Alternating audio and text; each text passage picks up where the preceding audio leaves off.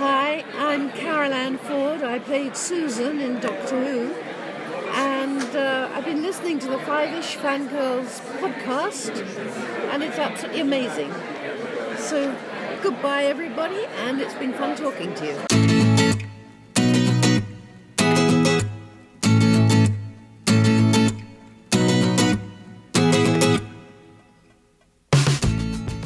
The tangents this week continue all the way to episode 363 of the Five-ish Fangirls podcast, and I could not think of a good way to start this episode that wouldn't require me to sing, and considering the state of my sinuses, nobody wants that. Do. Yeah, when listening to the album, it's there might be some issues with that with the songs anyway. Yeah, Right, exactly. Welcome everyone Slightly. to this week's episode of the Five-ish Fangirls podcast. I can always do my own I can always try and then pretend I'm Vanilla Ice and be like, no, I changed it. Anyway, welcome to this week's episode of the Five-ish Fangirls podcast. So glad you joined us. Let's start off like we did with the virtual table and see who joined us this week. This is Brittany W. This is Chrissy in Salt Lake City. This is Holly from Wisconsin. And this is Rachel in Indianapolis, Indiana. Hello, everyone. Hello. Yes, we're all a little bit punchy. I still think we're recovering from Daylight our saving. lovely little time change. Yes, and yeah, Everyone feels children. like Wesley in the pit of despair. Yes, I've yes, just indeed. stolen 1 hour of your life away. How does it feel? Well, Yes. and then you add children with colds and allergies and all kinds of messy yuckiness, and Mhm. you have two little Yeah. kids who did not go to bed till 11 last night. Well, no, Ooh. Alex went to bed at 10:30. Lottie was just Ouch. wee! Yeah. Uh-oh. And then I was, she's kind of the medicine that makes her sleepy, makes you go boing, boing, boing, boing, boing, boing, boing. yes, until it kicks in. Ooh, And boy, she yeah. just although one good thing about it, and we may have to cover this in a future podcast, both my children have discovered the show Miraculous Ladybug and Cat Noir. It is so dang cute. Cool. So I'm just putting that out there, as far as kids cartoons, although I don't know, this one might be kind of that anyone can enjoy it sort of thing. But yeah, Alex, when I got home from work, Alex was asking for watch Ladybug, and I was like, we will go watch Ladybug. Totally. Nice. I will. So we did that last night to try to get him to go to sleep, because reading stories and putting them to bed wasn't cutting it. Yeah. Mhm. Yeah, between the time change, which does suck, although it is nice that it's not pitch black outside at almost 7:30. Yeah. So, Yes, when you that. got seasonal affective disorder and the Yeah. lack of sun is a big trigger. I don't mind that. I just want him to pick one and stick with it. Yeah, that's true. I don't like the having to change my clocks every. Yeah. What are we at? 7 months, depending on which way you're going. Yeah, Yeah. that is I true. am of the opinion that any politician running for office, if they said, I will work to end daylight savings, they would win. Whatever. I don't care if you're running for county dog catcher, you would win. Pretty much. That's funny.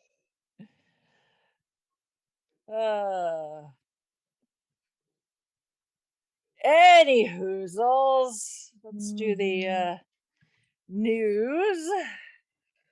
Starting with some unfortunate 10 o'clock news. So Mhm. we've lost Yeah.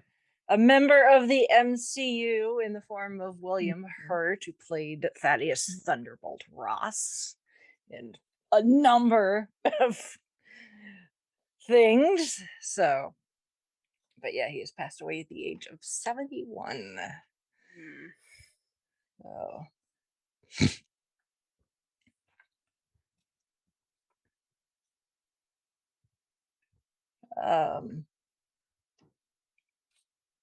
apparently,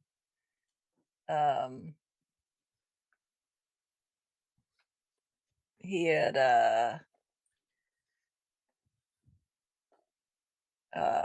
had prostate cancer. I wondered if that was the Yeah. case. Yeah, I kind of wondered if something was maybe going on because his appearance in Black Widow, Yeah, you could kind of tell he he didn't wasn't look looking his best. well, and I know that they put something in there about Thunderbolt had like a heart attack or something, and had like Oh, triple bypass or something to explain away in universe why he doesn't look that good. Mhm. So, yeah, unfortunate. right. But he had quite the career in his 71 years. So, Mhm. but for those of us inside the MCU, as much as I disliked Thunderbolt Ross as a character because the man was a Yeah. jackass. Mhm. It takes a special actor to Play a get you, jackass. to And make you Yes. hate them. So yeah. Mhm. It's not the actor that you hate, it's the character, which that was what he was supposed to play him as. Yep. So Mhm. Good job. yes, Yes. and Yeah. you hear a lot that actors like to play villains or antagonists, at least because they get to do things that would otherwise be frowned upon in normal society. So Yes. you know what? The ones who pull off good villain characters who are still like the nicest people ever. I'm looking at you, Tom Hiddleston. Mhm. Although Mhm. anyway, that's a debate for another time. But yes, so he did his job and he did it well. Yes. So, all right. Move on to other things. So, award season is quickly winding down. We had double awards ceremonies yesterday, one on each side of the pond. So, across the pond, they had the BAFTAs, where some of the a lot of movies and actors and other related people are quickly picking up a lot of a lot of hardware all over the place. So what's nice with the BAFTAs is they are essentially the British equivalent of the Oscars, so they have a lot of the same categories, including the technical ones, Mhm. which may or may not be an indicator of how things go in a couple weeks. We have the Yep. Academy Awards. Yep. So for those of us with our impending competition, it's nice Mhm. to finally be like, oh, so that one might be a contender, because there's a lot of these categories that don't match up across the board. Mhm. Yeah. Because we also had the Critics' Choice Awards, which are a combination of television and film. A lot of in the film, it was still a lot of the same winners, which apparently um with the power of, I guess, really fast planes, apparently Lady Gaga was able to attend both. Sure. I thought they got rid of the Concorde. Yeah. Got connections. I think the TARDIS picked her up. Yeah, I maybe. wouldn't be surprised. Yeah. Yeah. So there you go. I mean, with the time zone differences, because the BAFTAs were at 3:00 in the afternoon in Britain, Mm-hmm.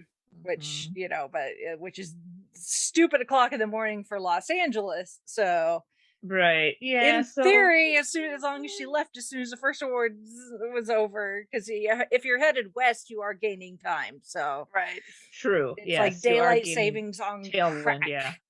Uh, Mhm. Yeah. So she probably. On steroids. yeah. Yep. So But yeah, it is. so It's our, probably. She probably had the plane waiting for her outside of the venue, wherever it is they Probably. give 'em. Idling. Yeah. yeah. It's like keep the engine warm. I'll be right back. Yeah, really. Pilot it like you stole it. Yep. Yeah. So, but with both of those award ceremonies now in the bag, we are all now at the mercy of making our picks and locking Some those of them I was in. like, okay, and the others were just like, all right, I'm just kind of close my eyes, put a finger down, and which one the finger lands closest to. Yeah. That's it. Yeah. Yeah. There comes a point where you're just kind of like, well, we'll just Well, this one sounds good, yeah. Mhm. or flip a coin, whatever. Yeah. Mhm. Yep. We'll And, see how we do. So those lists, they sometimes come down to that coin flip. Mm-hmm. Mhm. Was Lady Luck on your side that day? Who knows? Mhm. All right, moving over to some convention related news. PopCon, oh lovely PopCon, I love you, is in the middle of a guest announcement marathon for that they started last week and have guaranteed at least 14 days worth of guest announcements. Holy cow. Yes. Duh. That's how Yes. you drum up publicity and interest. Yep. Yep. True. So, most of the guests. It's funny. I was talking to Brandon of the Brandon Peters show, and we were talking. We were both like, "Are we just too old for the demographic for PopCon's trying to reach now?" It's a bunch of like voiceover people from various video games and anime and stuff, and I'm like, I don't know who any of these people are, and I feel really old. But finally, they've announced some people that I'm like, hey, I actually know that person because I watched that thing. So at the Mhm. moment, we have 3 guests from Supernatural coming Yeah, to I PopCon, see. including Elena Huffman, who played Abaddon, Jake Mhm. Abel, who played Adam, the Winchester Bros half Mhm. bro, and Yep. Samantha Smith, Mama Mary Winchester herself. Yep. Well, there you go.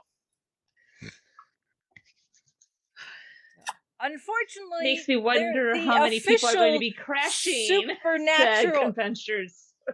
none, unless they have Yeah. the TARDIS, because there is also the official Supernatural convention occurring that same weekend up in Chicago. Dang it.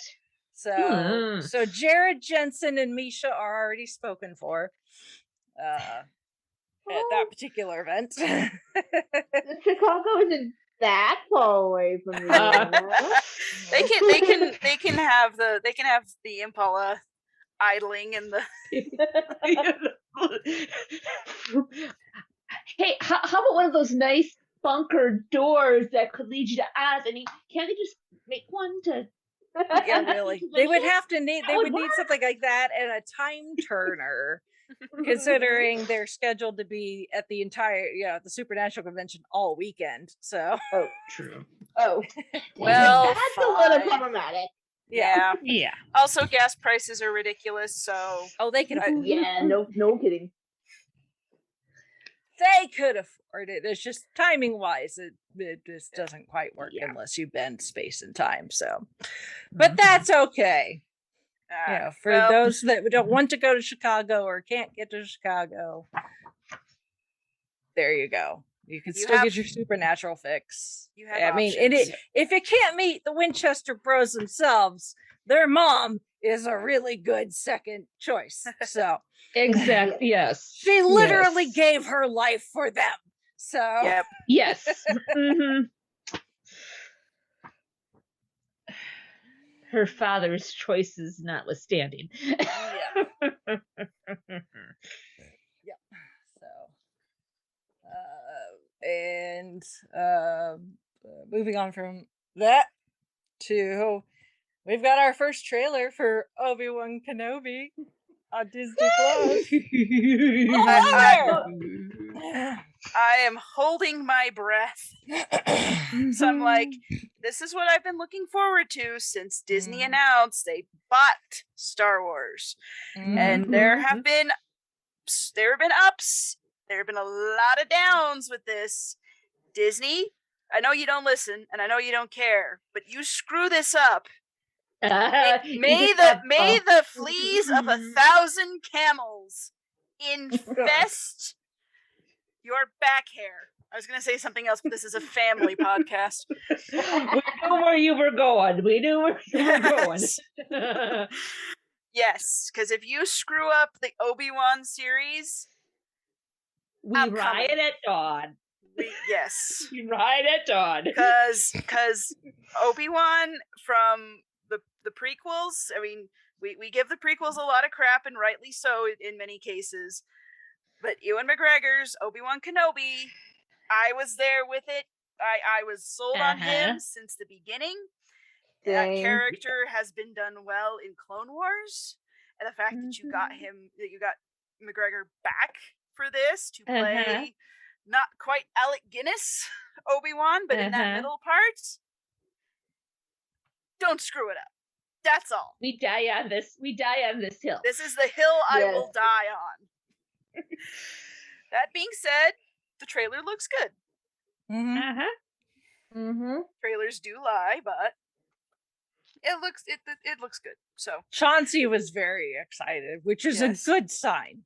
Yes. And I love baby Luke kind of mimicking Daddy Anakin's pod racer. Yeah, that was so dang cute. I'm like, I was like, I know those moves.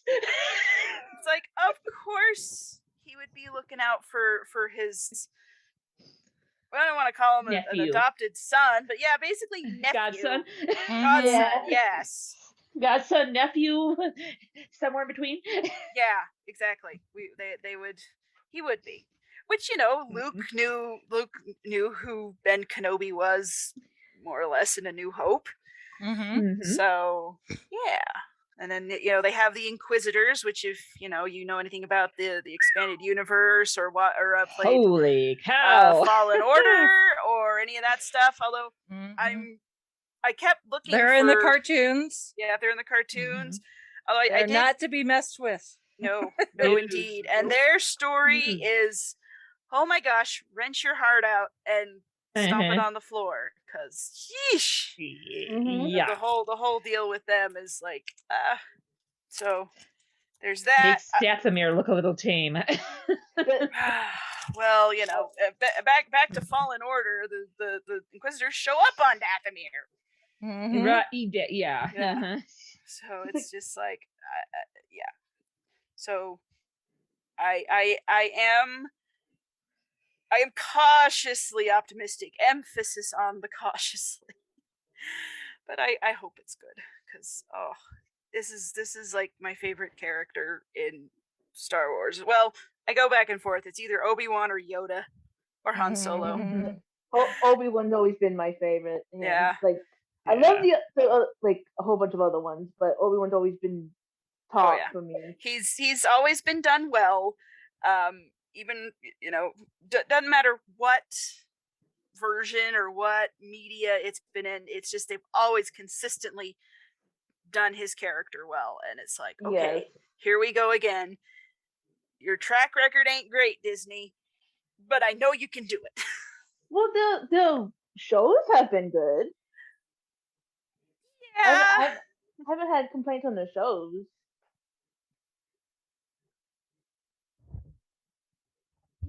The shows, well, we'll see. We will see.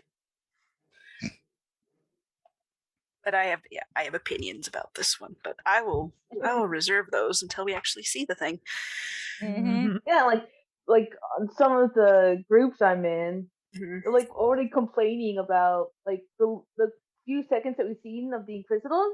They're complaining about the look. I'm like, guys, it's a teaser. Really? Yeah. Jeez. Mm-hmm.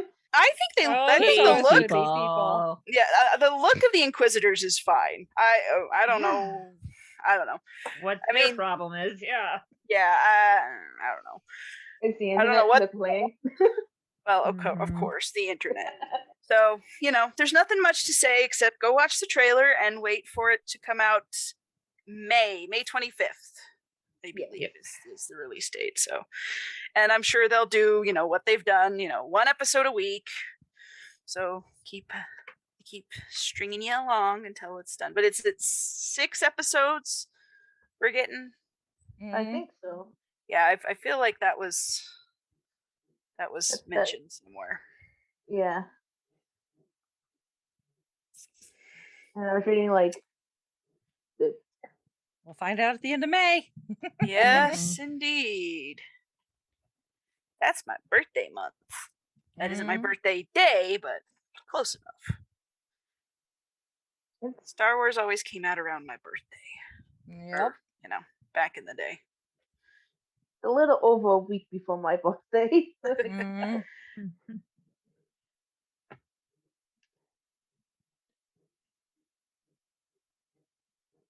All right. So that is that.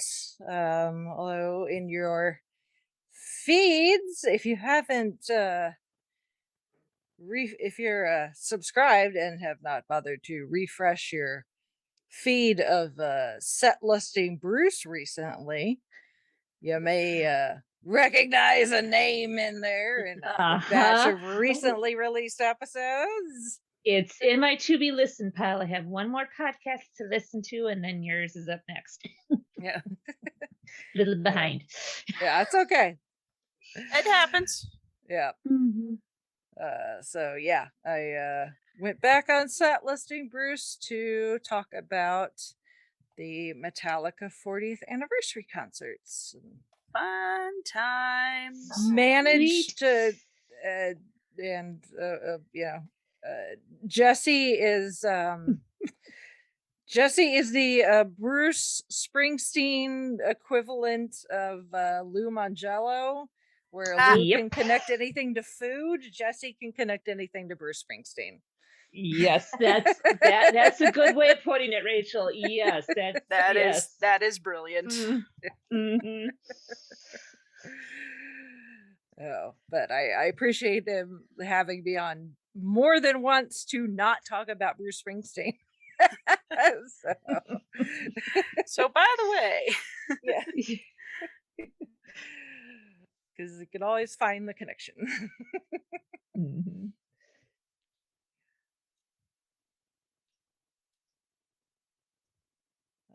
So yeah, I'll have a link to that in the show notes as well. Mhm. All right, moving on to feedback. We've got some feedback from Shalane, of course. yes. Of course, anytime we talk about something that's musical and or Disney, in this case both, she's going to be on it like white on rice. Yes. So- I was actually I Mhm. would have been surprised if we didn't get Feedback. feedback from her on this one. So Yeah. there we go. And yeah, she mentions the Broadway show that was being worked on before the pandemic started. That included Roger Bart, who was the singing voice of young Hercules in the movie. He was playing actually Hades. And then James Monroe, who plays the genie in Broadway production of Aladdin, was playing Phil. So, she says she loves Hercules. It's her second favorite non-Disney princess-based movie after Lilo and Stitch. Very, I love the qualifier there. Yeah. Mhm. And she also loves the Greek mythology because of things like the Percy Jackson series, which Jake Abel was in the Percy Jackson movies. So there you go. That's right. It all comes Yeah. back. Yeah. All I connected. remember a meme crossover thingy years ago about that. Actually, Yeah. So there you go. You didn't watch Supernatural? Be a fan of the Percy Jackson series? There you go. She mentions, because we didn't mention this, there was going to be a sequel where Hercules and Meg had a daughter, but it got canceled. As does happen from time to time. yeah. But she did enjoy the cartoon series.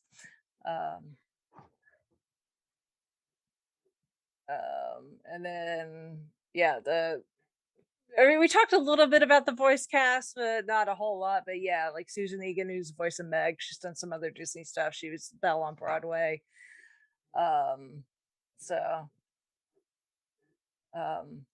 And then she agrees Rip Torn was the perfect voice for Zeus, and James Wood was perfect for Hades. Yeah. Mhm. Yeah. No arguments Word up. there. Yeah. And then she says she was a bit young to be a Spice Girls fan, but there is a cover of I Won't Say I'm in Love by the Cheetah Girls. That doesn't surprise me either. So Vaguely remember that one. I think kind that of wasn't get that the like feel that we may have gotten from the Spice Girls if they had been able to do it. Maybe, sort of, kind of. It does feel like, I will say this, the Cheetah Girls, from what I remember, they do kind of feel like, the Disney Channel answer to the Spice Girls. Mhm. Yes. Yes. So because the Yeah. timing, I don't know that it was ever said explicitly, but you watch the movies and you're kind, and I was, I grew up with Shalane. Well, she's 10 years younger than me, but yeah, she watched whatever she wanted to watch. I watched too eventually. Mhm. So yeah, I watched that and I'm like, this seems very familiar. So yeah, like I said, I was a Spice Girls fan back in the day, so I can't say nothing. Mhm. Me too. Yep. Not ashamed to say it. Nope. yeah. Yeah, Oh, the movie had some funny moments. yeah. Oh yes. Oh, And Meatloaf, yeah. Meatloaf playing their bus driver. That was. Yeah. Oh, that's right. Yes. I love you, girls, but But I won't do something I won't do. Exactly. Ooh, they went there. They went there. They did. I love those girls, and I'll do anything for them. But I won't do that. Do that. Oh goodness. And then she mentions because we talked a little bit about how the story of Hercules has been adapted a bazillion times, like those 5 million Italian films they did in like 2 weeks way back in the 50s. But yes, there have been other live action, like there was a movie with The Rock. Yeah.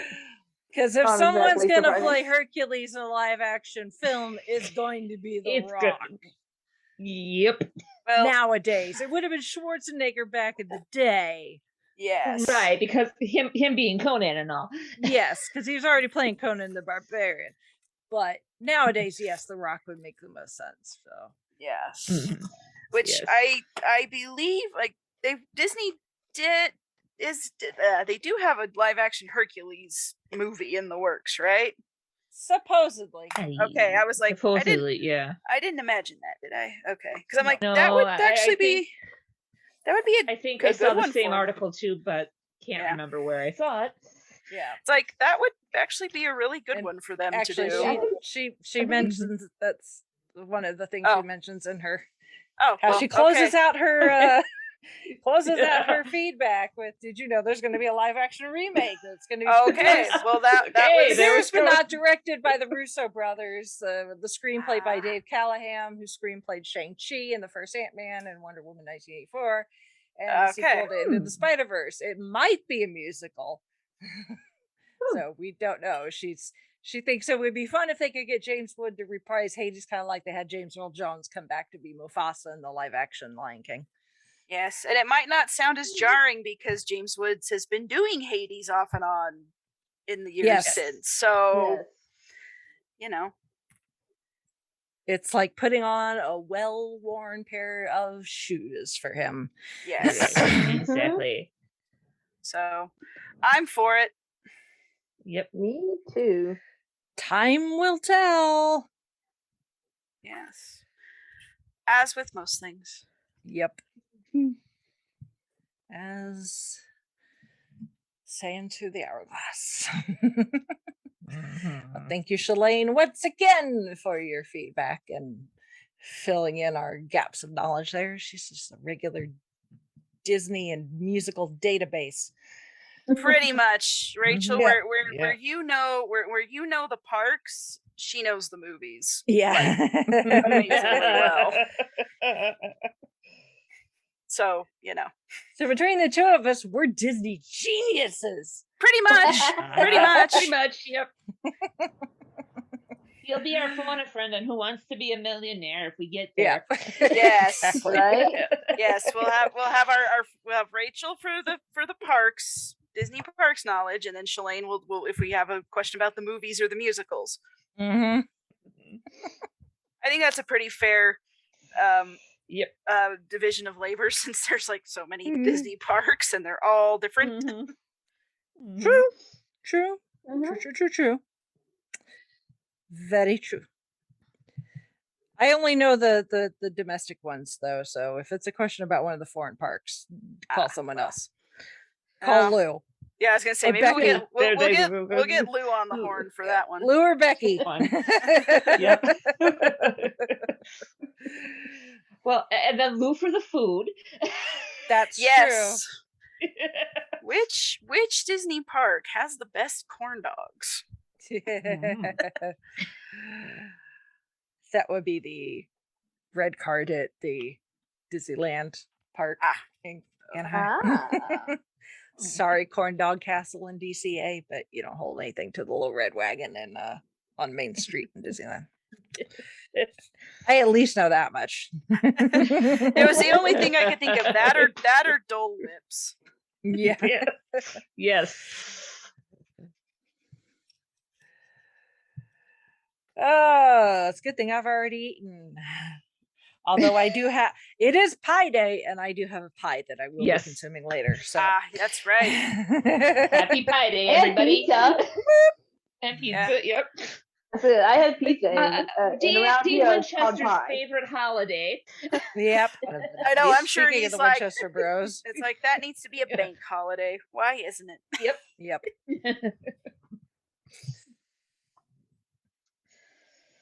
Yep.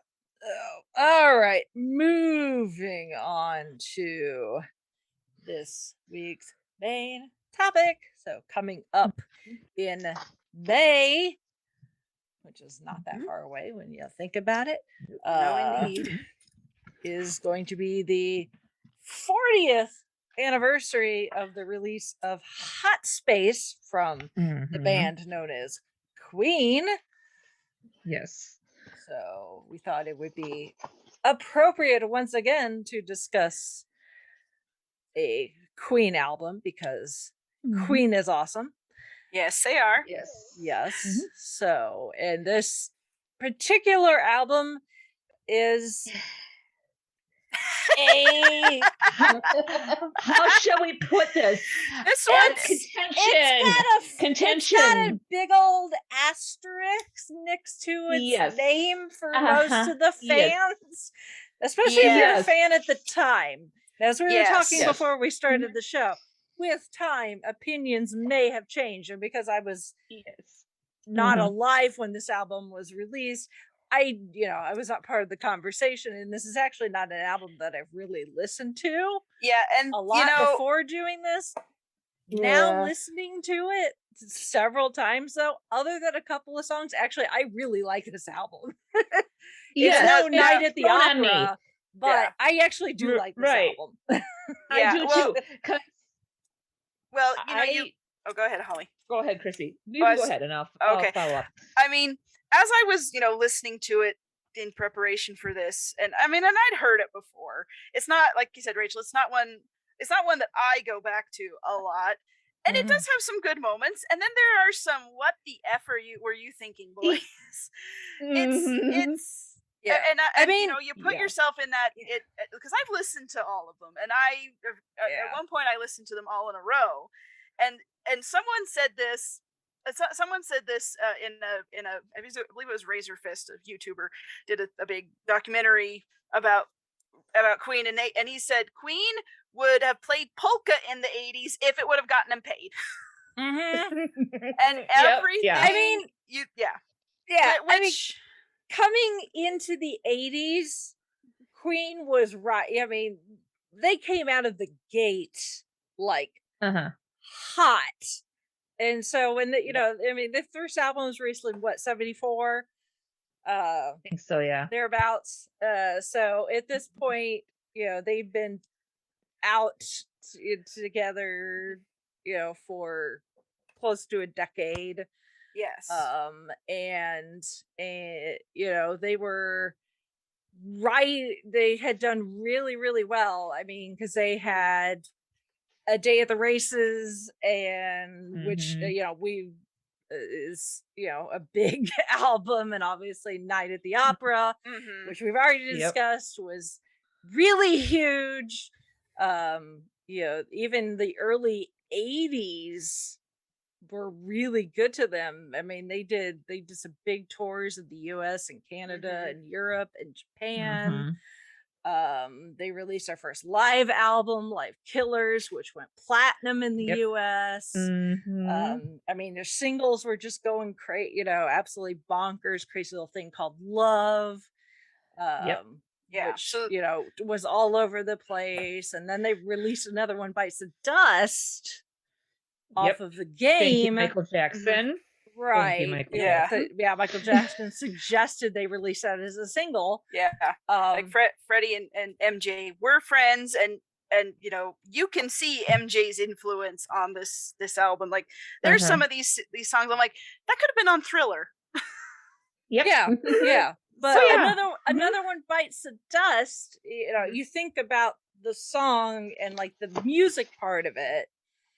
It is a very distinct sound. Yes. And Queen was all like, we're in the 80s now, the sound of music, disco really was dead yes, at this point, but not that stopped people. I mean, 79, I think it was 79 was the one and only year that the Grammys released had an award for like best disco album, and that went to Gloria Gaynor, I Will Survive.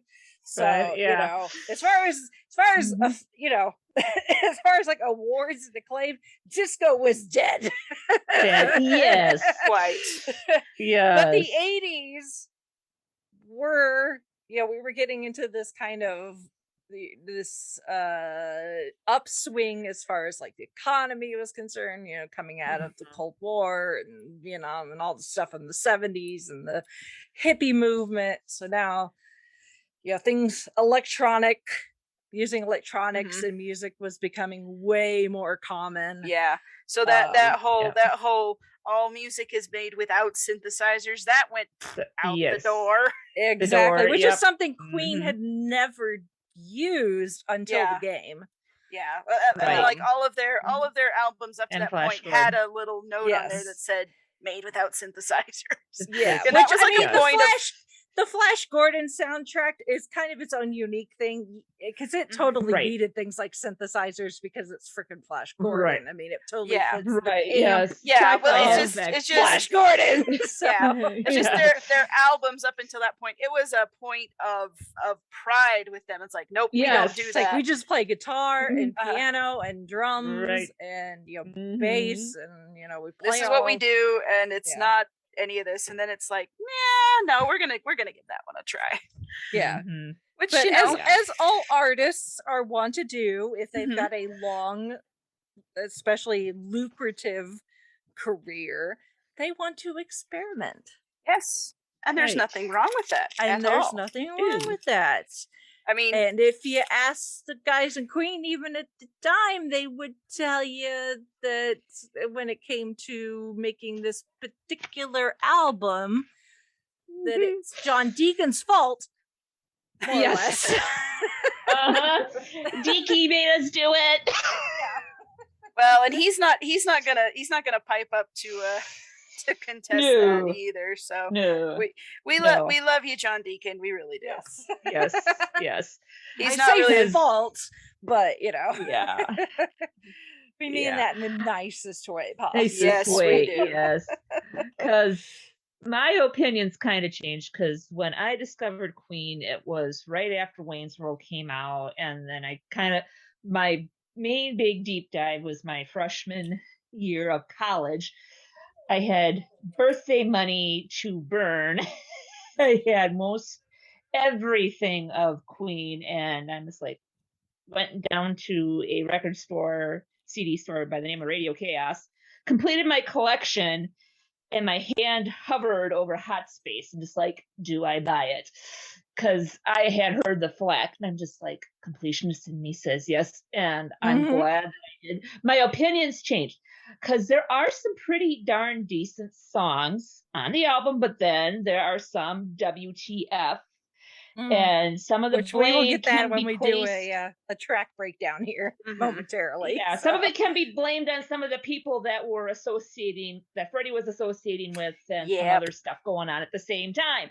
So there you have it. You've seen Bohemian Rhapsody. Right, exactly. You kind of know.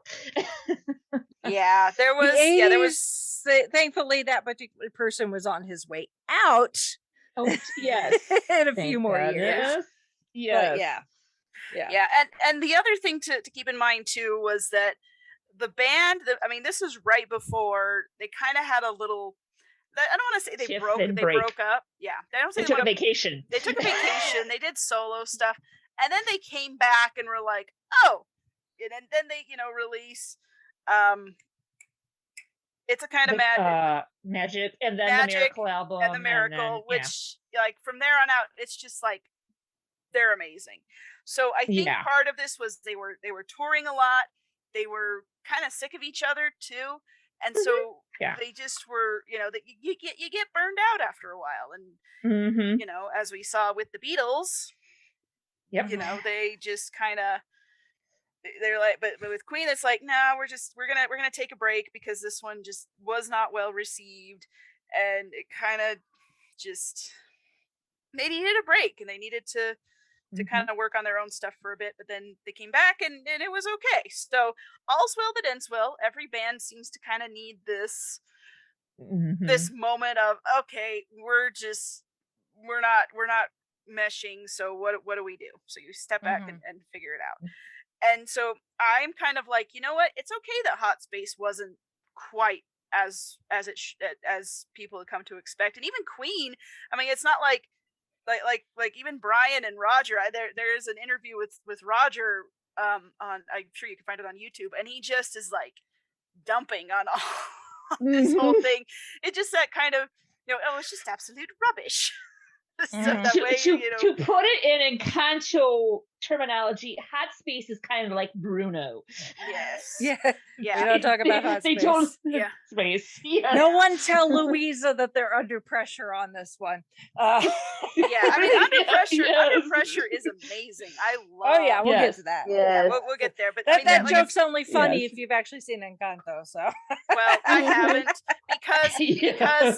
because I know that song's gonna get stuck in my head, and I don't want it stuck in my head. So but there are other songs that you can get stuck in your head besides that one. So yes, I'm being contrary because that's what I do.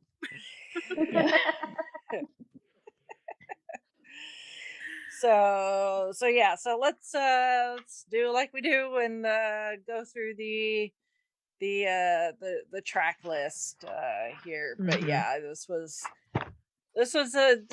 this was an interesting time in just the life of Queen. So yes, things were.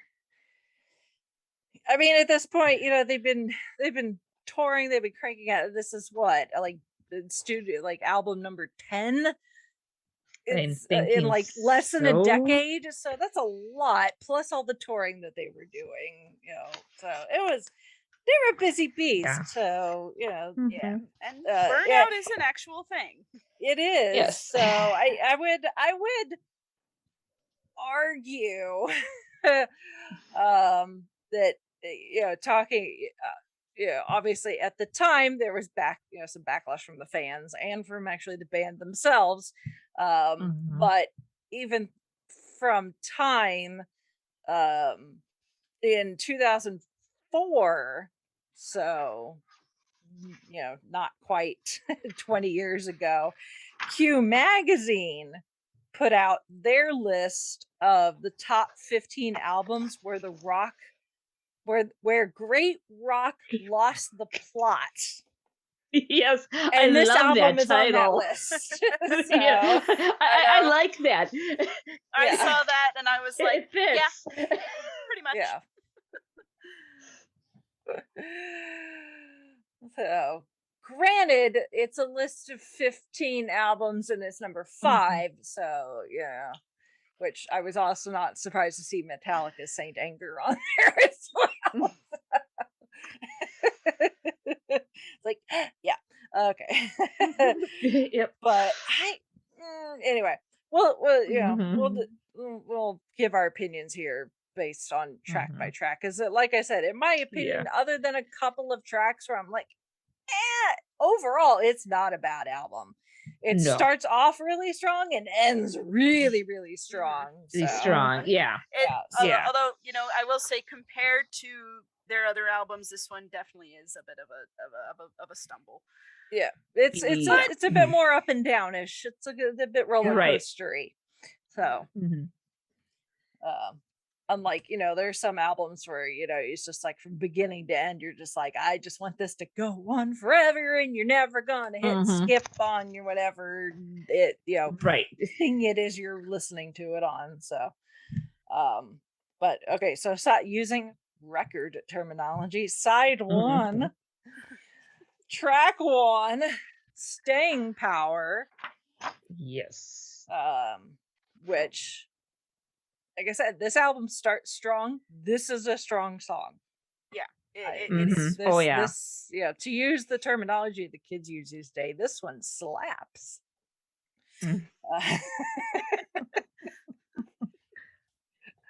The minute I start using that word, they're going to be like, "No, that's not what we." It's like, that's not the word we use anymore. So. Yeah. No, don't say that. Don't do that. Yeah, well, too late. It's been said. It's been I know. recorded. It is out It there has. in the universe. So, So you're just gonna have to deal with it. yeah. That being said, it did not slap at the time. It was released as a single in both Japan and the US, and it did not chart in either country. Yeah. Yeah. Oh, this is a Freddie penned song, Mhm. And it sounds like it. Yeah. Yep. I mean, it's funky. It's got horns, which is not something that a Queen song has ever done. Actual horns. Now there are horn-like sounds that are done with other instruments. This is like the only Queen song where it's just like a legit horn section of actual brass. Which you kind of think like, okay, Queen, they've had, violin, they've had piano, they've had a gong. And so you're kind of like, well, okay, that's fine, because they do what they do. Mhm. So yeah, like you said, this one isn't too bad. This is a good start to the album. I would agree with that. Yeah. Mhm. I Yeah. mean, the horn arrangement was done by the same guy who produced Shaka Khan. And did that's horns for nothing the to Bee sneeze Gees at. and Aretha Franklin. So, you're in good hands with Yeah. Arif Guy Mardin, knows what he's doing. Yeah. So yeah, I enjoyed this one as I was listening to it. Mhm. Yeah. So track number 2, Dancer. Not bad, not good, Nope. not terrible. No. It's Middling. just there. It's all right. I mean, it does have the name of the album in it, but it's It's the the lyrics. closest you get to a title track, because it does name drop the album. But- Right. So Yeah, this other is a than that, Brian it's- May And I penned song. And even in the Wikipedia notes, with them saying something of a follow-up to Dragon Attack, I can kind of see that, because it kind of has that little bit of the same rhythm style setup. Mm-hmm. And So if you don't know you're German, Yeah, the which I ending didn't message until I at saw the end this. says "Guten Morgen, Sie wünschen geweckt zu werden." Oh God, my German's really rusty. I've been doing French, so but anyway, as German for "Good morning," you wanted to be woken up. I knew Guten Morgen, but that was about Yes. it. It's Guten been Morgen, years yeah. since I took Yeah. German. Yeah. Almost a little nod to Pink Floyd, where they had that one operator trying to make the phone call. Yeah. Yeah. Mr. Floyd for Mr. Floyd. Yeah. Yeah, I don't know what it was in like the 70s and 80s that having like telephone sounds was a thing. Like Paul McCartney and Wings did that too in Admiral Halsey. Yes. Maybe it's just like, Yeah. we need Albert, something here. you know. Hey, Yep. someone get the phone or something. Yeah. I don't know. I guess. I don't know. Oh. Anyway. And then so track number 3, written by John Deacon, is Back Chat, which I love Back first time Chat, I was quite listening frankly. to it, Yeah, I was listening on my phone and I was not looking at my phone, and I thought they were saying something else. Okay. To me, Yeah. it sounded like Black Cat? Jet. No, Black Jet. Oh, okay. Black Jet. Okay. First time when I like heard it, a I thought jet it was flying Black through the Cat. skies. Yeah. Like meow No, meow. to me, it sounded like Jet, not Chat. Right. Which And I I thought it get was that cat, so. it's supposed to be an English idiom Mhm. referring to impertinent or imprudent replies, especially to a superior, which, if you're a kid of the 90s or the 80s, we call that back talk. Your parents would be like, don't you back talk. Yeah. Yeah. Essentially the same thing. except Yeah, for I mean, the Don't you more back chat, the yeah. British, as so you- they say chat instead of talk. yeah, but like the rhythm of it, this is one that I was thinking, like, this sounded like it could have come from Thriller, honestly, but it's Yeah. and it is a good one, and you watch the music video and it's a fun one to watch. I will say that. So I dig it. Yeah. Oh, yeah. Oh, the next one. Oh boy. Yeah. Oh boy. Yeah. Body Mhm. language. Yeah, this is one of Yeah. those ones where I'm like, really? Ooh. Yeah. This you decided to keep on the album? Uh-huh. Well, This one couldn't have been a vaulted one. yeah, because I mean, it's just Yeah. And then, of course, it almost the seems music like something video they were just not trying, being- and they never completely fleshed it out. No pun intended.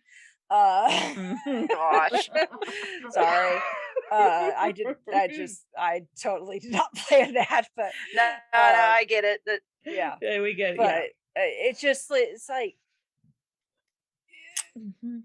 it almost seems like it could have been something, but it's so one-dimensional yeah, it's Yeah. not for great. it being so. I mean, Freddie does some good vocals in this. Right. Yeah, I was Um, because this morning I was listening to it at work, while I was, getting stuff ready to open the library, and I had my earbuds in, no one could hear me. I was listening to this one, I'm just kind of like, I'm so glad I have my earbuds in, because dang, this is a little Yeah. awkward. Yeah. Yeah.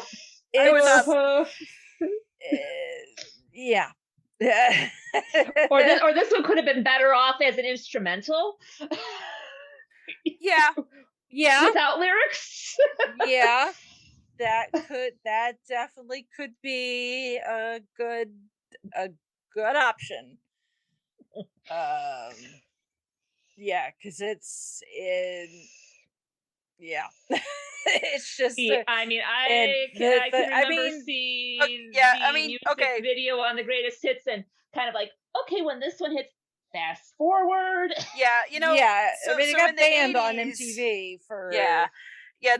80s when they it were was having too sexy. Yeah, you had Mhm. parents who were freaking out, like, "Oh, rock and roll is doing all these awful things to our children," and then then they show this when you're like, "I'm gonna have to agree with Exhibit A, yeah. with the Karens over here." You know, 'Cause- you got the meme with Will Smith. You know, like here you go. yeah. So yeah, this one's a Yeah. little more risque, and I'm sure Mhm. I don't know, someone probably likes it. I don't. Yeah. Mm-mm. I mean, this is pretty much. I mean, this was written by Freddie, so I mean, Yeah. this was Yeah. Freddie Mercury pretty much saying, "Hey, I'm gay." More or less, yes. Yes, yeah. Without it's like- saying that exactly. It's those like, Right, well, yeah. okay, like in get case it. you weren't sure, if you were still questioning Right. which Yeah. way on the fence I sit. like which way Yeah. Here's your answer. So. Oh, I can't even say, oh, the 80s were a different time, because even now I'm just like, you can't see my face, but I'm like, yeesh. Yeah. Yeah. Even without the rather risque music video, which somewhere Madonna years later was like, "Hold my beer." My beer. Right, yeah. Well, true. Yeah. Yep. So It's like body language, justify my love. Take your pick. I would stick with Queen. Thank Pick. you. So Yeah. Yeah. The body language is a little bit tamer than Justify My Love. Like, yeah, the MTV was incensed in '82. They had no idea what was coming. Exactly. yeah, and I'm sitting here going like, and you guys got mad when the boys dressed in drag. Right, exactly. Yeah. And, and that one was funny because it's clearly Yes, Freddie. And he kept the mustache. I love that. I want to break I do. free. That's I one of my love it. favorite. I want to One of my bring favorite yeah. songs and videos. Right. So, Yeah, that one is so It's just like- funny, and it's like it's they're meant. taking out of the British Yeah. soaps. Mhm. Yeah. The day. Yeah, it is. That one is hilarious because like Freddie Yes. even considered shaving off his mustache, and I think it was Brian who said, "No, you mustn't. you shouldn't, No. because it would be You so shouldn't." funny." And it is. So Yeah. I want to break free. Greater than body language. Mhm. Yeah. We'll go Yes. with that. Yes. That one. Mhm. But then we get the first of the two Roger Taylor songs that are on this album, Mhm. Action This Day, which especially like the chorus is very Queen, like OG Queen, like what you would Yes, very expect catchy, Queen yes. to sound like. So if you can get past body language, Action This Day, it's like, yay, now we're getting Yay, to yes. something here. So Yep. which of course, them being boys from Britain, Action This Day comes from Winston Churchill, because apparently that would be how Churchill would indicate when things on like documents needed whether they needed urgent attention or could wait a little bit. Apparently Action This Day was how Churchill indicated things that needed attention ASAP. So Well, there you go. You get music and a history lesson. yep. Yep. Yeah, I mean, as I was listening to this one, and maybe I was just like at the time I was, like I said, I was at work and I was kind of just sort of doing my thing. This one didn't really stand out to me. It kind of musically, it just kind of felt like, oh yeah, this was an 80s one. Moving on. Mhm. Yeah. So, I mean, it does have kind of a 80s like action movie yeah. feel to it. Like it almost could have come off the Flash Gordon soundtrack. Yes. Yeah. I mean, Mhm. there's kind of that, like when you think 80s just in general, not necessarily Queen, but 80s music, you kind of have that sort of synthy pop sound that you're like, oh, it could have been anybody. So it Mhm. doesn't really to me, it didn't really stand out. Someone else might have a different opinion, but I was just like, okay, and we're getting to the next one. Yeah. But then you gotta flip the album over, Yeah. because that's the end of side one with Yep. Brian May pen tune Put Out the Fire, The fire. Yep. which according to Wikipedia, it claims it's the most traditional Queen song. I don't know about that. I don't know about that either. Because again, like Action This Day and Put Out the Fire kind of all blended together for me. So, and I didn't even realize, because I'm listening on my phone, and so I don't have to flip over the record or the cassette or anything. And so I'm just like, wait, is this the same song? Yeah. I definitely could tell that they were different songs, but it took several listens for me to start paying attention to the lyrics and Put Out the Fire. Because I was like, oh, put out the fire, and then it's like people kill, people shoot people with guns, and I'm like, okay, that's interesting. And then you start getting, hearing more of the lyrics. You're like, yeah, I found my girlfriend in the bed of our neighbor, but so I killed him. But I got out because that, because killing someone in a crime of passion apparently is okay. So it's like this whole like. I'm like, is this Queen's anti-gun song? Yes, it's exactly what it is. Apparently so. It's an anti-gun song written by Brian May. Yeah. Yeah. And it's just like, okay. I mean, because I like the rhythm and the beat, because it kind of reminds me a little bit of the Tear It Up. It just kind of has that same rhythm and how it edges with the chorus. Because I was even kind of listening, I'm just like, okay. I was like, is it anti-gun? And then, of course, when I looked at the Wikipedia research, I'm like, oh, okay, yes, I guess I was right. But all right, interesting way of going about it. Yeah. You're proving your point. Well, yeah. Well, in the recording of this particular song, because Brian May, I mean, he wrote it. Also, obviously, he plays guitar in this, and so he's got a guitar solo in here. He recorded the guitar solo drunk. Yikes.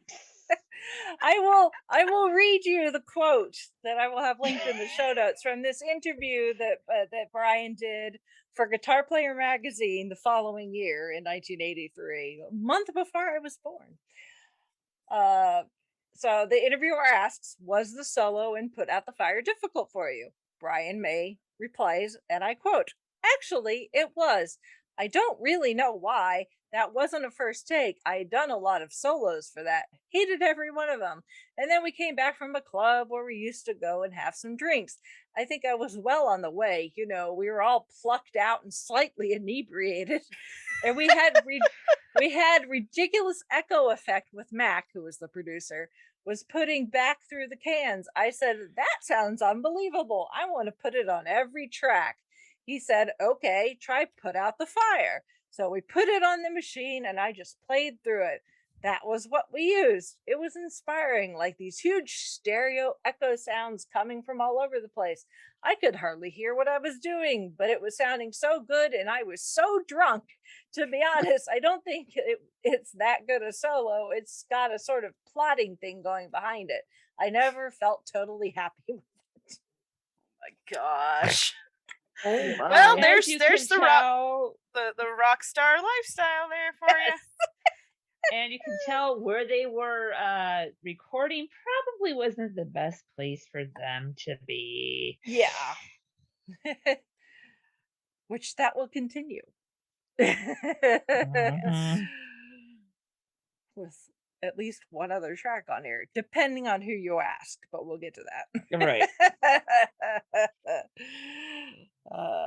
So yeah, after Brian May sobers up, you go on to the next track on side 2, which is Life is Real, sung for Lennon, written by Freddie Mercury. One of few songs where he actually wrote the lyrics before he actually wrote the music. And obviously, just even based on the title, you know that this was written in tribute to John Lennon, who had been killed 2 years before this was released, but they were working on it in 81. So John's death was very fresh on everyone's mind still at this point. So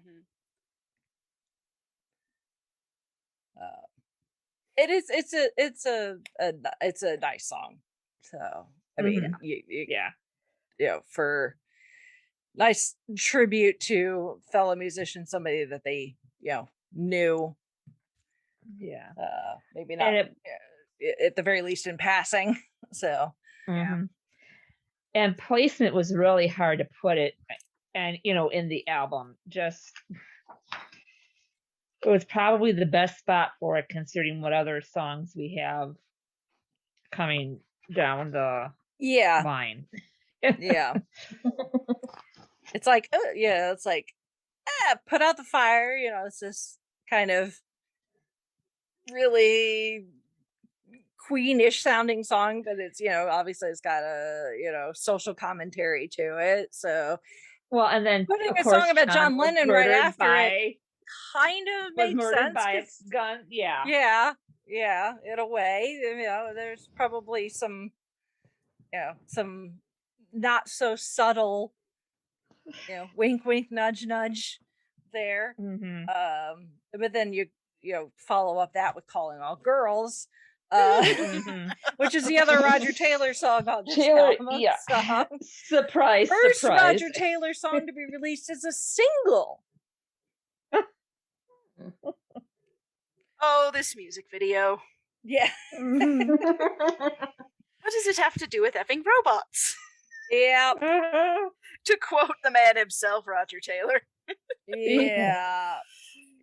It's supposed to be parodying THX 1138, which we all know is one of George Lucas's first films. Mhm. But it might not have been quite as that fact probably was not quite as well known by the general public back then. Well, yeah, that Right. too. And as you said, Roger Taylor is like, what the F does this song have to do with robots? Yeah. Yeah. Yeah. Actually, both Roger and Brian have both been like, yeah, this music video for this particular song is shit. So, Yeah. we don't like it. There's another one you don't talk about very much. Right. Yeah. The song's not bad though. No, I mean the song's pretty good. It's just if that because it was marketed with the music video, and a lot of people had the music video and they're like, what does this have anything to do with? Of course, as time goes on and music videos start to have less and less to do with their actual songs, you're just like, okay, fine. But it is just funny that interview, that bit from Roger Taylor. Like, what does this have to do with robots? Yeah. But like, well, close your eyes and just listen to the song. yeah, the song is fun. Yeah. And then we have, I guess, kind of the only love song on the album, the Brian May penned Las Palabras de Amor. I like this one. Words of Love. Me too. Which is essentially a love song to their Latin American fans. So Argentina and Brazil, and like they had a very, very strong fan base, especially in Argentina, of all places. So yeah, this is their kind of love song to them. And it's very pretty. Yes, it is. Yes. I do like it. Mm-hmm. Even though my Spanish is awful. Same. Yep. And then the second to last song on this album, both on this side and this album, one of the other songs where I'm like, we could have done without this. Which I may have thought, my opinion may have been differently if the original version had actually come to fruition, where David Bowie was supposed to be doing backing vocals on Cool Cat, but then David Bowie decided he wasn't happy with his recording and asked them to remove it. Oh, So they did. Bummer. Which, I mean, probably ends up being a good thing because then we get David Bowie in the very last Under pressure, yeah. song. Yeah. Yeah. But still, it's like, But then you apparently hear- there are bootleg recordings out there that have Bowie's vocals on them. I wouldn't have the foggiest idea where to look for that other than YouTube. So Yeah. And Yeah. what little bootlegs I have, I don't even remember getting a Cool Cat version with David Bowie. yeah. Yeah, We'll have I'm to kind of look like, and listen, but I don't think so. yeah, I'm Yeah. kind of like, well, now that you've told us that it's out there, we want it. Yeah. I don't Give care. us It's like, links, who cares if please. it's rubbish? Yeah. Right. Some of us might just want to hear and judge for ourselves, but Ourselves, yes. such was the music industry. Well, it still is to an extent, I'm sure. But Yeah. it is what it is. Yeah. Yeah. So. That being said, David Bowie came back. Yes, he did. Yes, he did. And depending on who you ask, in either an evening or a 24-hour time span, which either way, that's a short time frame to put together a complete song. I don't care who you are. We get the killer song Under Pressure, which when I was getting dressed, and I sometimes like to dress appropriately depending on what it is we're talking about. I do not own any Queen like t-shirts, which how that happened is beyond me. I really need to rectify that. Thankfully, I do have a David Bowie t-shirt, so Well, there I've you got That works. I've got Ziggy Stardust on in in respect. To Only- represent Only David David Bowie, Bowie-esque shot I have is a labyrinth shot, which is actually in the wash right now. Yeah. Well, what? But some people may not realize though is actually they did this song and released it at 81 before this album was released, and then they decided to add it Yeah, when they were finishing up the album, which thank goodness they did. Yeah, because it probably helps balance out some of the not so great parts of this album. Which Yeah. Now, again, depending on the story behind how this song came together, again, depends on who you ask. And unfortunately, both David Bowie and Freddie are no longer with us, so we have to rely on the memories of the other guys in Queen. Yes.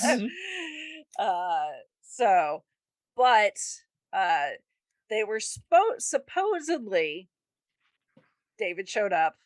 I guess I can't say David Bowie came back after doing Cool Cat because this was actually done before. It sounds cooler. Yeah, where they were Queen was recording at a studio in Switzerland. David Bowie was also there working on stuff at that same studio, obviously in a different room, but at the same studio. Apparently he had a house kind of in the area like you do when you're got bazillions of dollars, and they were hanging out, and again, that the bass line that's so iconic, everyone except John Deacon claims that John Deacon came up with it. If you ask John Deacon, he said David Bowie came up with it. Maybe it could be a combination of things. It could be yes. Maybe they'd been fiddling around, and apparently John had been like playing this riff over and over and over, just as they were just messing with stuff. They left to go get lunch or something, came back. Deacon no longer remembered what it was he was playing exactly. Supposedly David Bowie did, and reminded him of kind of how it went, and I think that's where John's memory is kind of a little screwed up there, because actually they were doing a song, supposedly they were supposed to be working on this song called Feel Like, that they ended up scrapping and kind of took this Roger Deacon, dun dun dun dun dun dun, dun the bass line, and kind of rolled with it. According to David Bowie, when he was still with us, somebody asked on his website at one point, back in 2004, what's the true story? What's the real story behind the writing of Under Pressure? They said, the fan asked, like, I've heard and read conflicting stories. And David's answer was, the song was written from the group up on the night I visited their studio. I believe the riff had only been written by Freddie and the others, so that we jointly put together the different chord sections to make it a cohesive piece of music. Then Freddie and I came up with our individual top line melodies. So when you hear Freddie sing, that's what he wrote. When you hear me sing, that was mine. Then we worked on the lyrics together. I still can't believe that we had the whole thing written and recorded in one evening flat. Quite a feat for what is actually a fairly complicated song. However, according to Taylor and May, it was actually a 24-hour-long session powered by wine and cocaine. Again, the rock star lifestyle. Yes. Yep. Either way, yes. It's an amazing song. It is really great. Yeah. Thankfully, through the power of Wikipedia and their so lovely people that make sure that they put links in the footnotes, I will have linked in the show notes a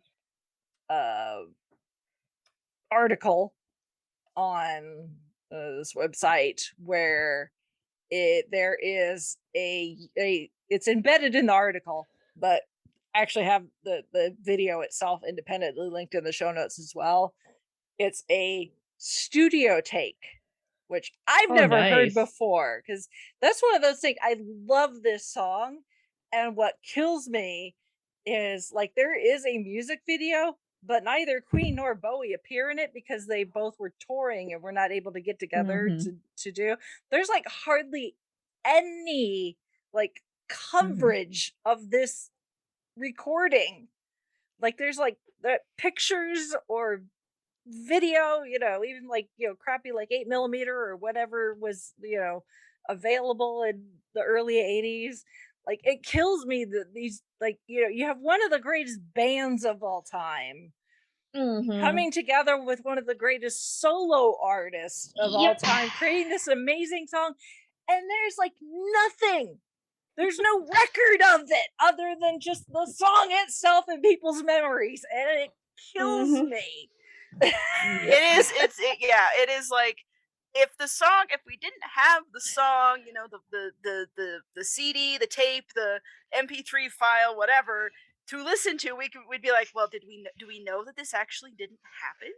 I mean, it's kind of like that sort of that joke that goes around, like, oh, Freddie Mercury must have been a siren because he wrote Bohemian Rhapsody, and it's like this complicated with all the complicated lyrics and the music, and there's no repeats, and how and everyone knows it, but do you ever remember actually learning it? Like that kind of that Freddie magic. It's like you get so then you get Freddie Magic and David Bowie, and it just kind of happened. Yes. And nobody has any. I mean, there are anecdotes. It's kind of like an urban legend almost. This song, I know, because it's like, we talked about the Beatles Get Back, and how we Peter Jackson's all like, yeah, there's like a 15-hour cut of of this documentary of the Beatles working on this album, and that was in the freaking 60s. They had all of, when you're fueled by wine and cocaine, no one's thinking, oh, maybe we should get the 35mm out. I guess. Good point. I don't know. I don't know. Saying. But it just, at the very least, we don't want to get blackmailed later on down the line for things that we said or didn't. And like they never got a chance to like perform it live together. Like Queen would perform it, Right. while on tour, and then David Bowie did after Freddie died, and then obviously he and Annie Lennox performed it at the Freddie tribute concert. But it's like there's a fan video out there taking footage of one of the Queen concerts of Freddie singing his parts, and then the footage from the Freddie tribute, so that it's like cut and pasted together, so it kind of looks like it's happening at the same concert. But that's like the closest we've got. Like, it's not even like mentioned in Bohemian Rhapsody in the movie. Like, supposedly David Bowie appears as a person in the background at the Live Aid concert. But like, they didn't even like reference this, this magical. Probably because there is so little information, and it's all conflicting. I mean, not that that movie was super historically accurate anyway, but but we know this happening because the song exists. Freddie magic and David Bowie magic. I'm telling you. It happened in some kind of weird fantasy realm, and the only thing they could keep was the recording. Yeah. Why do you think Jim Henson had him as Jareth? I guess yes, it happened in Labyrinth. It's about as good as an explanation as any of these others. I guess. And I don't know why it bothers me so much, but it's just like one of those things where it's like. But no, Rachel, you've got a point. I mean, you do have a point, though. Yes, you do. I'm just a little bit that I'm just we being don't a dork. have a record of it, besides the song. That it would be nice to have more visual audio of them collaborating and working visual audio, like and all that. Surely someone saved some scraps of paper that have like both Freddie and David's like handwriting on it. Anyone keep the cocktail napkins? Something. Right, exactly. Yeah. Like, I've been to the Rock and Roll Hall of Fame, and I did not see anything about this. Both Queen's represented and David Bowie's represented it, but this one particular collaboration, I did not see anything. Well, that's just a failing of history. Yeah. Granted, the Rock Hall does swap out stuff, so they could have something, and it just wasn't on display the day I was there. But still. One of the things to add to my bucket list, if the TARDIS ever does come to life, we go into that recording studio and see what happens. Yeah, really. Yeah, seriously, that should fly on a wall. That should seriously be an episode of Doctor Who, or a Big Finish, something or other. If they can, I'm sure there's some rights issues to have to go through with that. But I'm like, come on, guys. Yeah, it's like, you've done enough World War II episodes. Let's do one, like, dude. But, well, if you ask Vanilla Ice. That whole thing. He claims he now owns the publishing rights to Under Pressure. The people from Queen say no, they share it. Oh gosh. Because as we all know, share it. Yeah. Because as we all know, the minute that you're listening to the radio or somebody's got Spotify going and you hear dun dun dun dun dun dun, dun, for a second they're like, okay, is this going to be Queen or is this going to be Vanilla Ice? Ice. Yeah. I can tell the difference. I think I've listened to this enough that it's like the one for Under Pressure. There's a different. It's got a different sound. Yeah, there's a different sound to it. Yeah, but if you're not paying close attention, you could be all like. True. That is true. Yeah, but if you're like actually actively listening, you can usually tell the difference. Yeah. But yeah, of course we know Vanilla Ice for the longest time was being a jackass and was like, no, it's not the same. I added another note. So instead of it being like 6 notes, it's 7 instead. Yeah. Sure you did. And then why did the boys come after you looking for some money? Mm-hmm. It's like, first of all, you didn't ask to sample. No. Which, depending on the artist, sometimes you can just ask. Yes. And as long as you give them as long as you give them songwriting credit on that part of your song, that's fine. Granted, on this particular song, 5 people have songwriting credit, all 4 members of Queen and David Bowie. So that's a lot of people you'd have to give credit to, which Vanilla Ice, I imagine at the time, was like, no, I don't want to share credit with anybody, let alone 5 other people. Right. And he's lucky that Bowie didn't go after him either. Yeah. Or did he? I don't know if Bowie did, or if he just let Queen do all the probably because it it came out on a Queen album. Probably. So it's probably Queen had more legal recourse than Queen than had the backing of it.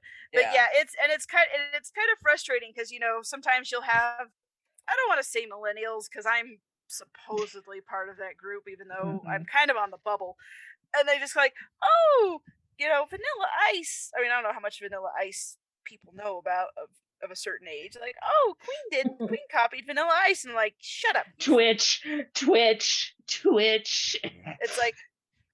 like run. Listen to a record, you embryo.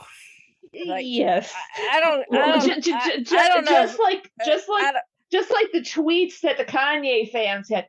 Man, this Paul McCartney's going to go somewhere after working with Kanye, and it's just it's that kind of thing. It doesn't happen. It doesn't happen that often, but it's like every once in a while. I would like to think that, regardless of whatever other knowledge you have, that that 1982 occurred before 1990. Well, you would think so, but then you look at things on the internet and you're like, why hasn't the meteor hit yet?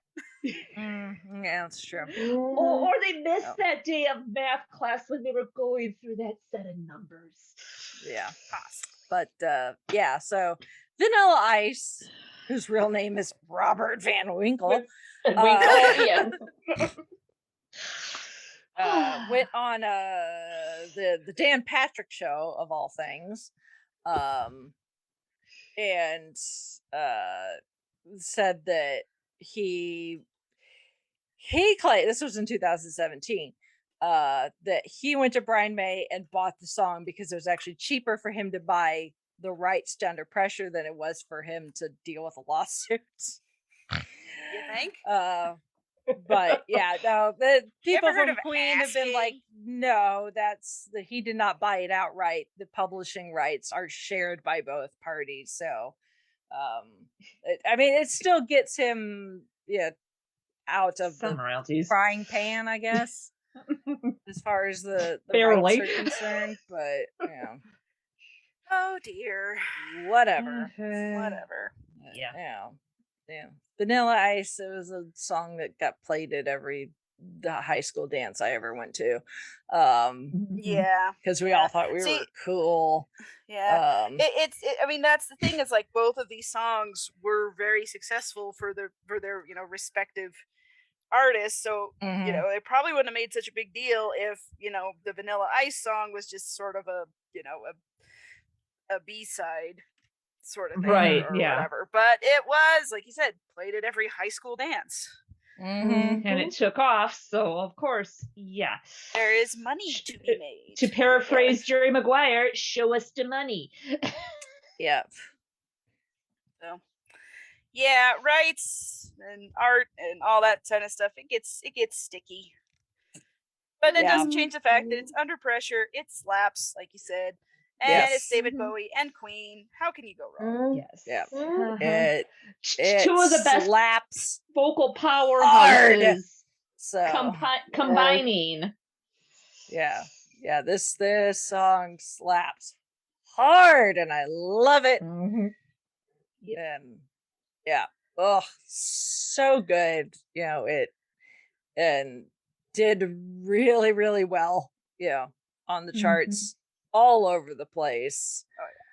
And occasionally charts every now and then. Recharts when it gets used in something like a movie or something. I feel like got used in Good Omens. That's what it was. I was like, there was something recently that was it was in the Good Omens trailer. One of the trailers for the. Yep. And it was also used partially in towards the tail end of a NCIS New Orleans episode. Scott Bakula's character and his daughter are sitting down at their piano. That's right. And they're playing under pressure, and then we get the little bit end tagline with the actual song playing. Yep. Which was really cool. Yep. I remember commenting on that to you, Holly, when I was watching it. Like, Yep. Yeah. So it'll pop up in random places still. yes. So there you go. Yep. And it's a nice bow on the album. You know, the album starts well. There's some ups and downs, and those you know, with some of the, you know, it's like you got some songs, yeah, like I said, some WTFs. Yeah, it's like Dancer, it's not bad, it's not good, it's just in the middle, you know. Body language is like, what the F is going on here? Actually, this day, actually pretty good. Yeah. The Words of Love, really good, but then Cool Cat, it's one of those where it's like, it's all right, but then you get under pressure, and as soon as that bass line starts, I'm like, here we go. Yeah, going out. So it's style. Yeah. So Hot Space. I mean, it isn't. You don't. It's not a complete waste. It's just not up to par overall with what Queen had been doing up to that point. And so I can definitely see why, you know, fans at the time were like, what is going on, you guys? And why Queen at that point were like, well, I think we need a break, because there was a lot of crazy behind the scenes stuff going on, especially with that one manager that was like not doing really awful things to their PR. Paul Printer. That one bit about where he was telling U.S. radio stations to, you know, not just F off, but Freddie says F off. Freddie's telling it, which, but like I said, but the next album that they have that's after this one, that one, they were back on. Yes, they were back on form. Absolutely, it is. It is a good one, but they needed. I think maybe this was like kind of their we need to step back and you know, take a break, do kind of some of our own stuff, and then they decided to like come back later and get back on track. So, you know, like I said, burnout is a thing. Doesn't matter if, you know, these are people, not machines. And just because they can crank out one good string of albums doesn't mean it's going to continue indefinitely. So right.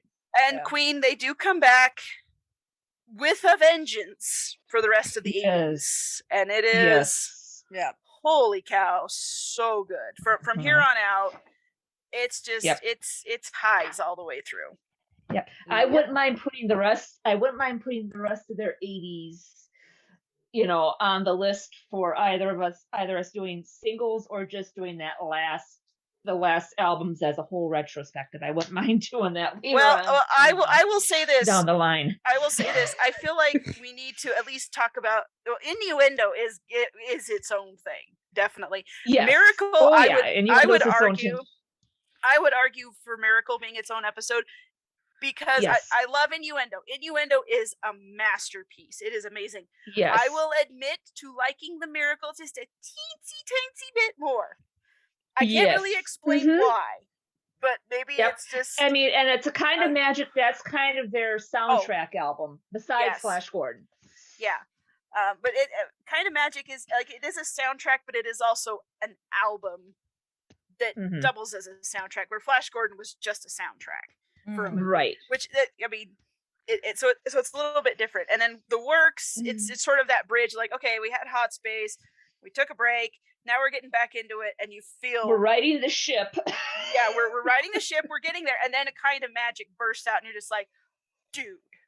And it's So I'm like, this is the band we know and love. I would have a really hard time keeping you know, these are the last Queen albums in one podcast and not have it be a 3-hour ordeal. Right. I could See, we could make, Chris, you're making a valid point for an argument that each of these albums we could do basically a whole episode on. Yeah, So, yeah, we could. Like, I could, something to think about. for the Miracle, for sure, I would be like, I love this one, and here's why. And Innuendo, yeah, we cannot give short shrift to Innuendo. Mm-hmm. Yeah. Well, no, we can even go backwards too.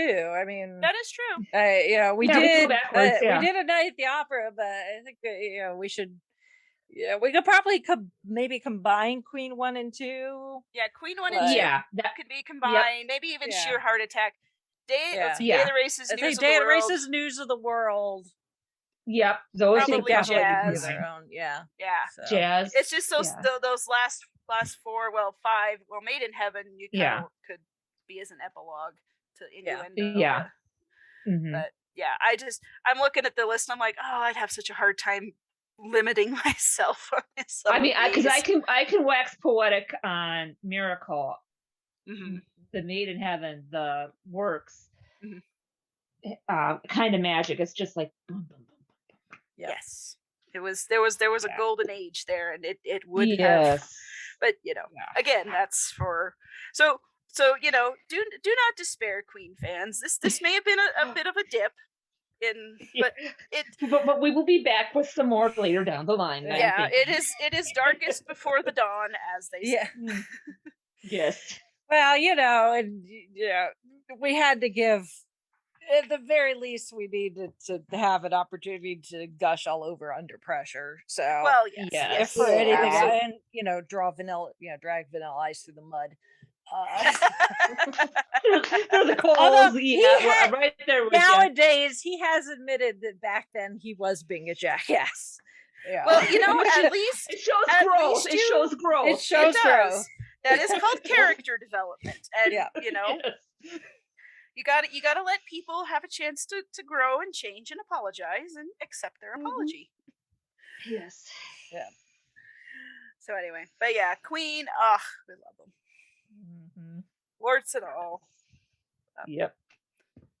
I will take mediocre Queen over Uh-huh. like I said, I will take Body Language over Justify My Love any day. So True. Yes. Yeah, Yeah. I'm like, I don't even know. I don't even listen to the radio anymore. I don't really know who's the big hot thing because I'm turning into a grumpy old lady. yeah. So I'm like, I'll listen to Queen and Give like, me my music from 40, 50, 60 years ago. music that was written before my parents even knew each other. Yeah. although That we're getting, wasn't auto-tuned to the point of non-existence. yeah. Yeah. Although getting into the 80s, we're getting to the point where okay, yeah, my parents were they probably knew each other existed. But yeah, but no, this is the kind of stuff I was raised on. Holly, you said you discovered it with Wayne's World. Like my dad was listening to Queen. I mean, I'm pretty sure "We Will Rock You" was sort of their anthem the year when he was in high Mhm. school. The year they won the state championship. Oh, cool. So it was so I've been around it, and I mean, I Yeah. can remember hearing Another One Bites the Dust, but Dad really wasn't too big into Queen. Mhm. And then after Wayne's World hit and he replaced the record player needle, I had free reign one weekend when Mom and Dad went somewhere, and Dad didn't have the Queen's Greatest Hits album, but he had the jazz album. nice. Pop that sucker on, and I was like, different, but I Yeah. like this. Yeah, I mean, I'm not gonna dog on anyone who discovered Queen later. I'm just saying that. Yeah, No. that was my introduction. Was Dad playing the old tapes in his old beater truck while we Yep. were out doing chores. Yep. I'm like, this is awesome. Everybody can come into Queen their own way. Exactly, Yep. exactly, and Welcome to the tribe. calling all girls, calling all boys. Just leave those Boys. those funny robots somewhere else. Exactly. Yes. And on that note, if any of our listeners want to chime in on their thoughts on Hot Space or Queen, I mean, like we said, we're probably going to be covering other albums as in the future as time goes on.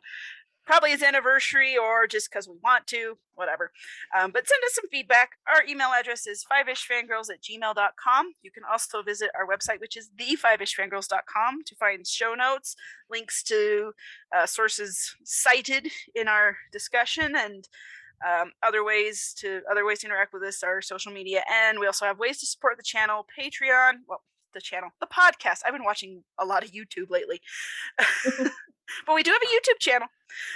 You can find ways to support us, Patreon, and our merch shop, and a couple other things that I'm blanking on right now. But just come check us out, and we'll hopefully our only thought is to entertain you. And again, we appreciate all of our listeners. Thank you for listening. Thank you for interacting with us, and just supporting us in all that we're doing. And hopefully you're finding joy and entertainment in what we offer. Mm-hmm. We try. We do. All right. Well, with that, we shall sign up for this week. This is for AW saying goodnight. This is Chrissy saying goodnight from Salt Lake City. This is Holly from Wisconsin saying good evening. And this is Rachel in Indianapolis, Indiana. I will leave you with this line from Action This Day.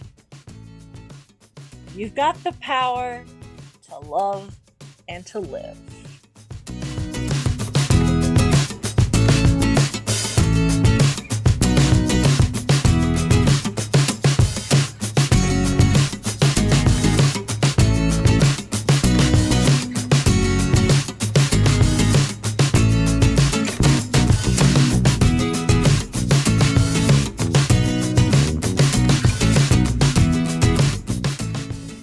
Listening to the 5ish Fangirls podcast.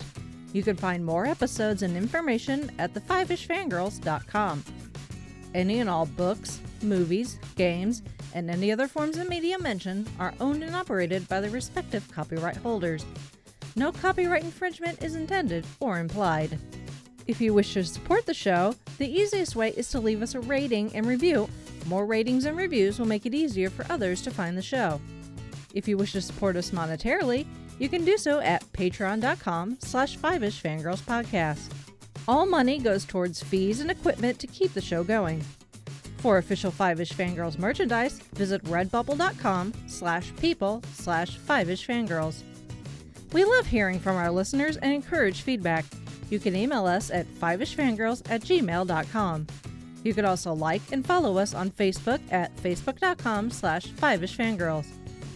Thank you so much for listening, and may the squee be with you.